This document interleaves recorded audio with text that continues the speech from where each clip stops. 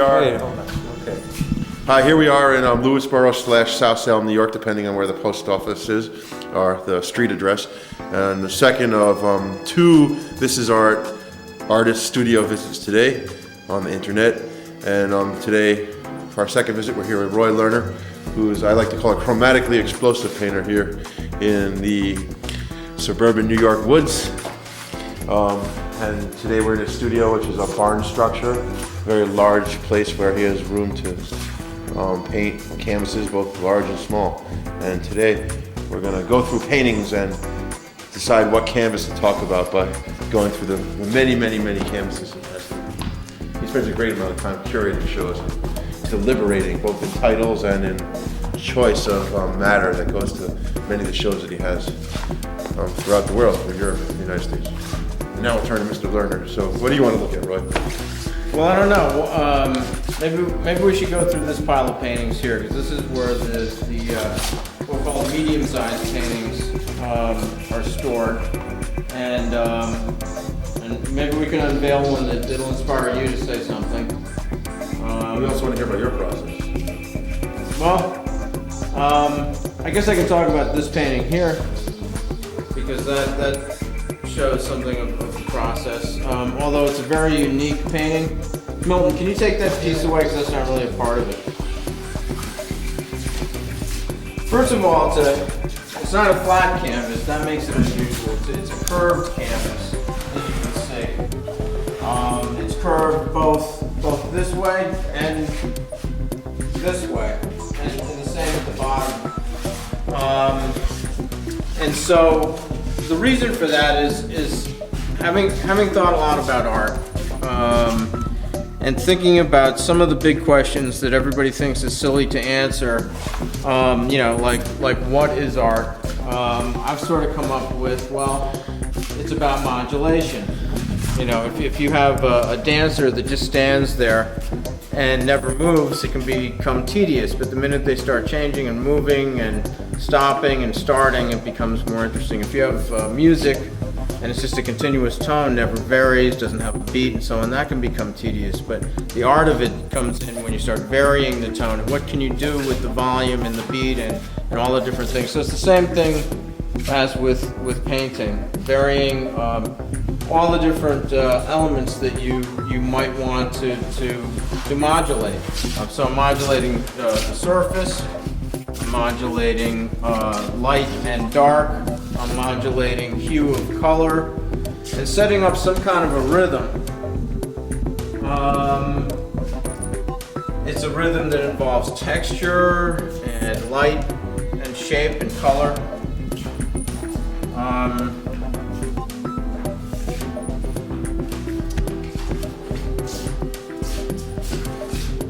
Is there a cinematic aspect to these? I have things that remind you of other things, almost in a Rorschach kind of a way. And here you see all these sort of what looks to be sprocket holes in film and images that travel across the canvas and sort of change in a sort of sequential sort of looking way. So it does sort of harken towards film. I actually started as a photographer before I was really serious about painting, and I think so some of that comes through. This painting is actually going to the Czech Republic. It's going to a show at the National Gallery in Prague next March of 2002. Is this painting's finished? Well, it is finished. I like to leave it open so that it has some room to breathe, and also so that if there are patterns that are set up within the painting, that often you can sort of complete the blank areas in your mind's eye, because you kind of anticipate, well, these patterns are kind of going through, and so the blank spaces are obviously going to get filled at some point with that pattern. This is a new style for you, but it's that picture we showed in Life. It's kind of a development in the same style. And I'm picking up a little bit. Which painting is that? The one that the night Irving Sandler was there. The red with the right. Well, that's the back where you were playing. Back in here. This is in the back, but this is more abstract. I mean, this is looking a little bit to me like Rauschenberg without the solid images, but in your style, there's a lot of Warhol in there too, and kind of like the Jackie O newsprint and the repetition, but a repetition of realistic images without the realistic image. You know, it's really starting to remember. It looks very Warholian. You only have a bare element of your own painting style, which is kind of blended into this, you know. Well, the interesting thing about that is that I actually didn't do that in a conscious, intended way. I just sort of let it flow when I painted this. It's almost, you know, they talk about art traveling through you and the artist is a conduit, and I think maybe that is what happens, especially when I was painting this one. So it's, everyone who comes in here says, well, there's, you know, reminders of Warhol or Rauschenberg and so on, and so this is sort of coming through in a subliminal way. You know, the disaster series, Warhol's disaster series with the electric chairs and the car accident. Well, there's no symphonic thread going through the whole entire thing. You know, it's like from one end to the other. It's just so abstract that it almost redefines abstraction. Well, that's good. No, because there's nothing connecting anything. Well, what it's about is lots of different hands, lots of different things sort of combined that all interact and make sort of an abstract landscape. But I do a range of different styles of paintings and sort of different ways of dealing with the paint. And I do this not so much in a chronological way, but I could follow a theme, stop it, start something different, and then come back to that theme either months or even years later. So this just happens to be one of these styles where there's lots of open space and everything is site specific. It's not so much of a patterned painting. It almost makes a pattern, but it gives just enough. Each piece is kind of part of a jigsaw puzzle, and you have just enough pieces of the jigsaw puzzle down to get a picture. So you see more in your mind's eye than you're actually being presented with. So what we'll do is we'll hang some other pictures and we'll look at those and we'll sort of go through the different range of styles and ways of painting. Okay, go ahead, Roy. Okay, well this is a picture called Blackbird. It's a few years old. I think it's like a 98. And here I use a different technique of anodized aluminum tinted with various pigments and then dragged across the canvas in sort of a rhythmic stroke. And it sort of takes on the appearance of different things that you might see in the real world, even though this is an abstract picture. Like you can almost imagine a waterfall of color sort of cascading down over rocks, and then it sort of looks more cloud-like or something as you go up to the top of the picture with a blackbird sticking out the top. But again, these pictures are painted with no intention of any kind of realistic implication. You know, the painting just really is abstract pictures. You're very welcome.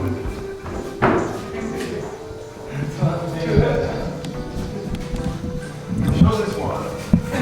All right. So this one. Hold on, it's not straight. Okay. And talk about how it shifts colors. I'm going to talk about what I want to talk about.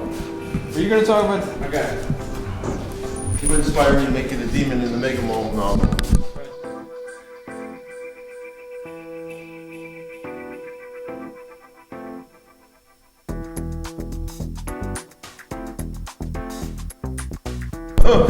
Here we have a painting which was very similar to one that Mr. Lerner showed in Toronto, which had the people dazzled there because of the shimmering waves of paint. And people couldn't make, I didn't like it at first, but I was finally won over by it.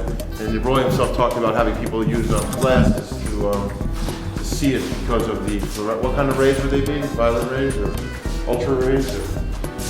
Well, no, what's interesting about it is we thought if everybody wore a miner's hat with a flashlight on it, you could see the picture as it changed with the different lights it's on. Because there's so much crushed anodized aluminum and mica facets in there, and it gives sort of a holographic effect. And as you walk by the painting and get a different angle of view, or if the lights change, or if it's in natural light and the sun moves as it does throughout the day, you get all these different effects and different colors and so on. You used a lot of gold leaf to it. Yeah. Well, what I was really after is, you know, when you're sitting outside in the summer sometimes and these bugs come along, these beetles, and they have sort of a silvery, greenish. Japanese beetle. Yeah, and they have these sort of opalescent colors, and or almost the way light refracts on oil and water. That kind of a look.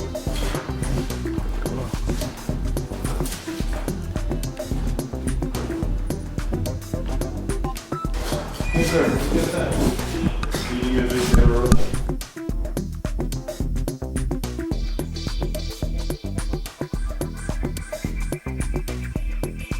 That is the type of painting that I'm known for. It's got a stroke to it that was coined the stutter stroke, and it's just layers and layers and layers of a clear gel with all kinds of reflective particles and pigments, sort of weaved and sort of marbleized through the strokes.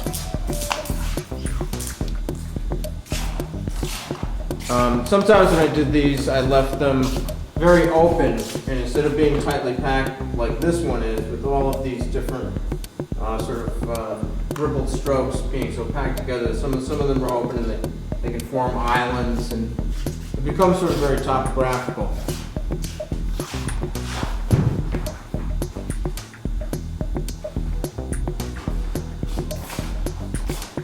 The amazing part is that it changes colors. It changes its whole being as you move around and as the light changes. Well, yeah, that's right, and that's part of the reason for the stroke. Much of the reason is to set up sort of a rhythm, a visual sort of rhythm, but the other is that there's sort of a classical theme of how light plays on cloth when it's folded cloth, and what it does to the color. And for instance, in Michelangelo's Sistine Chapel, there might be an orange cloth draped across somebody's legs, and in the shadows it can look very much a different color, almost going to a green. And as it comes into the light, it looks that sort of bright orange, and it's sort of and again it's about modulation, and so that's what these strokes tend to do for you. And I think of them as sort of they kind of stick out and they catch the light.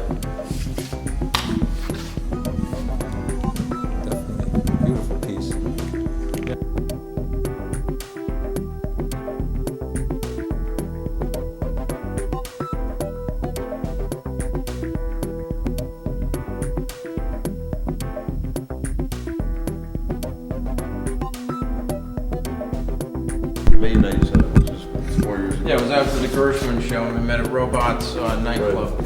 Right, at which point you talked to me about an pungent informer, where you explained to me that the colors were really talking to you and explained the whole thing. I kind of saw it when I went up here. I was like blown away. I got very into the paintings. It was much more than I expected. This was the style before you knew me, so maybe you could explain how you picked up this style and how by the time you met me you had left the style, because maybe so many painters continue to paint their trademark style, and as you say, the sort of what you're known for. How did you make a decision that you didn't want to carry forward just with this, you just wanted to make it an element of your later painting? Well, I painted quite a few of these, and I explored this idea in many different directions, and one of the directions kind of led me out of that, and that was sort of this desire to get away from something patterned and sort of all over. Although the color isn't necessarily all over in this. The color is site specific. The actual texture and form is all over. I sort of evolved, and we can see that in some paintings that we can pull out and look at in just a minute. But it evolved into a direction where things weren't so patterned and weren't so all over, and things were sort of site specific. And that's not to say that one is better than another. It's just that you do something for a while and then you get used to it and you become familiar with it, and then you long to maybe try something else, a diversion in another direction. Maybe we can go to the painting now where I met you at. Okay. Or one of the paintings. Why don't you grab the other end? We'll bring it into the light. And maybe you could explain. And then we can see how it changes. Your whole theory that you explained to me 4 years ago.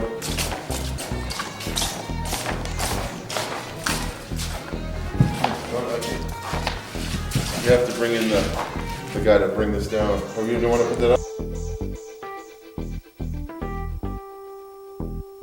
With the picture we were talking about it, Roy, when I first met Roy, in the delicate company of Peter Frank. Just kidding. And I'm in trouble. You have to edit that out. Start over again. Why'd you do that? All right. So I met Roy at a nightclub called Save the Robots. Right now, I wish there was a fundraiser called Save Klein. But he explained to me his theory about color painting, his painting and his use of color, and that the colors were informers, and each color you're using, they're trying to tell you to see the show. But I think that might be true, because if painting, or really painting or sculpture is about those things that you can't say with words, where words are useless. This is something Klein used to say. But then they're informing you, all these different things are informing you on a different level, some kind of a subliminal level, some level that isn't quite literal, but it's still telling you something, and there's some information there. And so that's how we got the title of this painting, because it's kind of a tablet of these pungent colors. And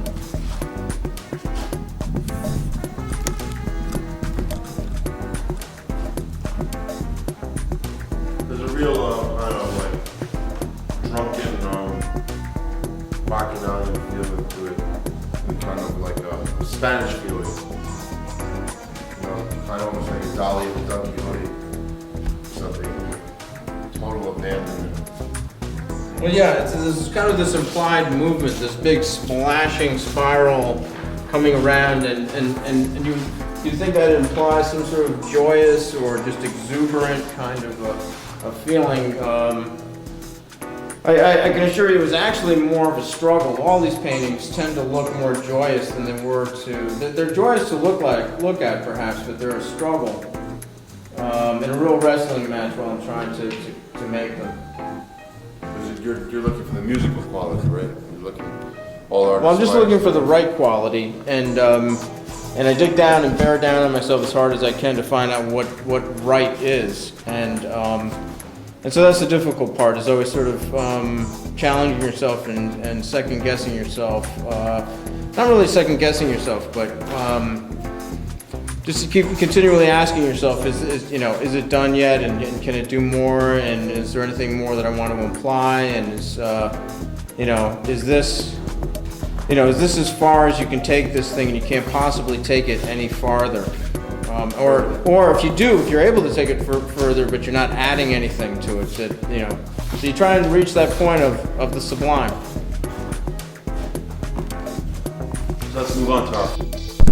There's one of your not trademark, one of your not flagship, your keynote. That's the wrong word too. Hallmark. One of the paintings you're known for. And it seems that all the elements that you were building up before, here it's kind of like the passages. They're like melodies, they're like bars of music, and they all come together.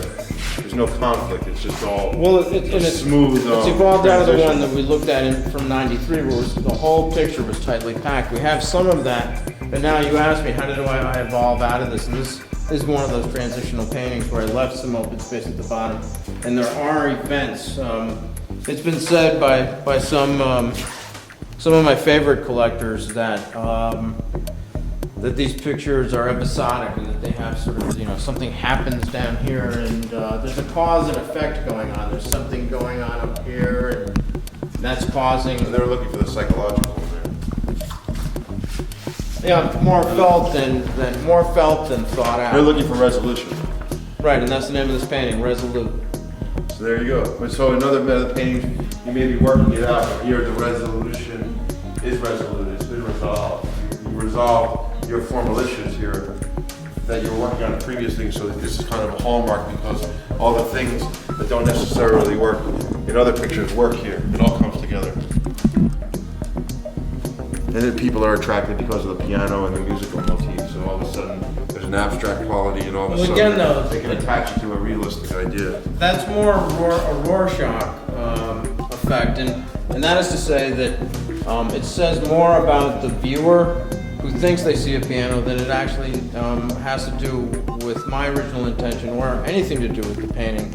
So it says really more about the reaction of the viewer to the image than it is really about the image So itself. besides being Rorschach, I mean, in your paintings, when there's different ones, it may have that to you, but there's definitely motifs of which you've learned over time that the paint is suggesting, whether it be the sky or the sea, or archipelagos. That we've gone on and on about this, but I mean, Right, Puri Hallis wrote something about that, didn't she? She said the thing she liked about these paintings was that the color, the orange would look like an orange, that you would eat, and the red is kind of like a tomato, or, the green are like, something else that you can find out in nature, and yet it's not referential, it's not narrative But painting. obviously you're sitting here and you're looking at the sky the way you would look at the sky, or you're looking at this and you're sitting down there and you all of a sudden you see a piano, but if you don't see a piano, you see the sun. So while in other places you might not be able to put the whole picture together, here definitely you have to give your some credit. I mean, you can't be just imagining that there isn't a sun in the sky and all that clouds. I mean, there's definitely elements that you yourself. At some Well, I point think understand it's fitting that it's on the book by John Montague, because again, it's sort of after the fact and more in the viewing than it was in the creating, but there is a sort of romanticism feeling about the painting, and I'm just happy to have it on the cover of that book. The poetry in it is just terrific, and it seems to go well. They seem to sort of blend something one to the other, the poetry to the painting, and back again. So maybe, we can close now. Maybe you can just tell us about the shows you have upcoming and where viewers of thisisart.com can see your work in the coming months and years. Well, Karen Wilkin is going to be curating a show, and that show is going to open at the C.W. White Gallery in Portland, Maine, this October of 2001. Then in March of 2002, it's going to be at Gallery 1 in Toronto. At the same time, it's going to be a very busy March of 2002 because I've also got a show at the National Arts Club in Gramercy Park in New York, and then part of a group show with the new painters in Prague at the National Gallery. So those are the upcoming shows.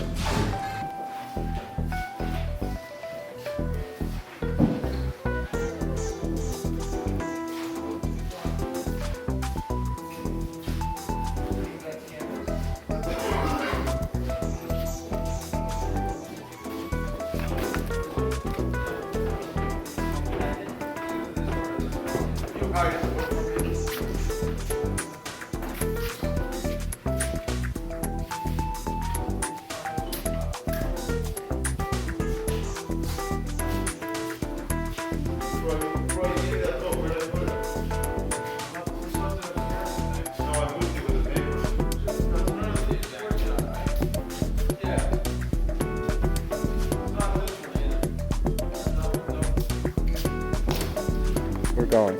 I'm going to show a couple of different techniques here. These paintings tend to be more about. Is everything okay? Yeah. These paintings tend to be more about pluralism rather than just one singular idea. So that's why the paintings, as Lee commented on earlier, are sort of going in a different direction, away from those tightly packed ripple strokes or stutter strokes, and combining lots of different things. So.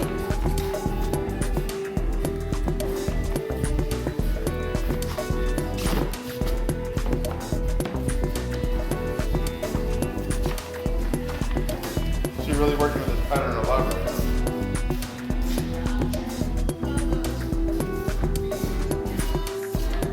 Just gonna apply a little more paint.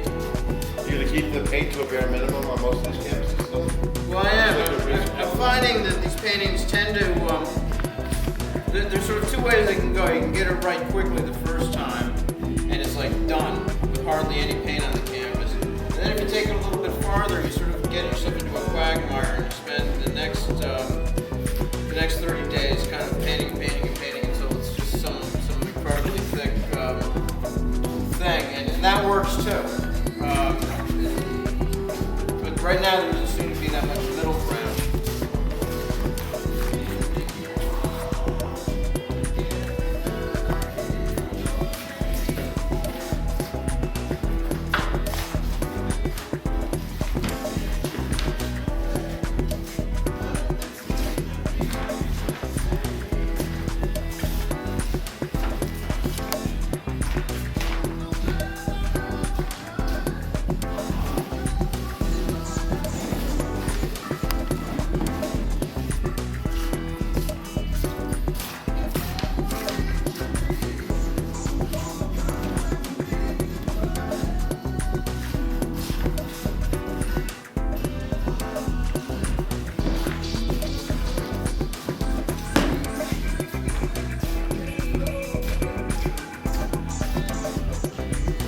Okay, I think that's enough of that. I'm going to try something a little bit different.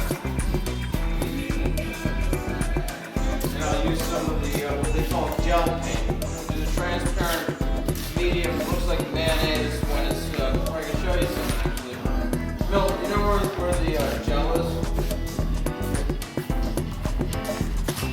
Oh, This is the transparent gel medium, although when it's wet, it looks more like mayonnaise, has the consistency of mayonnaise.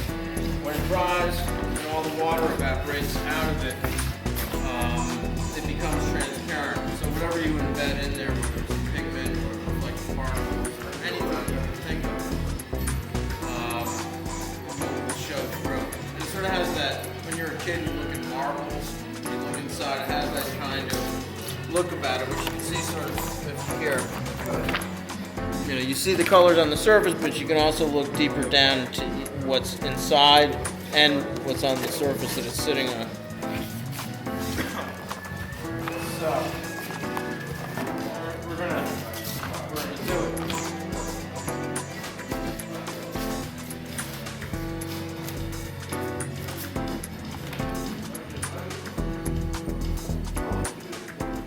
Add a little bit of ultramarine blue.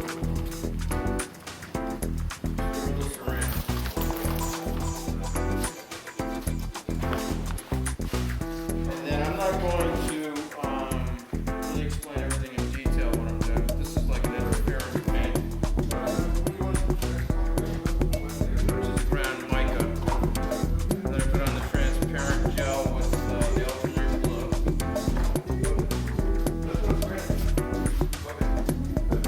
Then put more interference. But I put another layer of paint on top there, and I want to separate the two. And I want them to mix. Okay, we're going now. That's it. That's it. Beaky here. Whatever it's called. That's it. So I put in two different layers on there. When I modulate that stutter stroke, it's going to, one's going to be on the top, one's going to be on the bottom, and they'll sort of exchange places and set up a nice sort of rhythm. I think. Oh, just a little bit of this.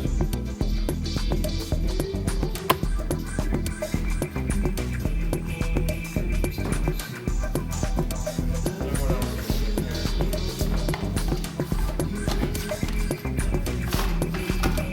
This is a blue anodized aluminum.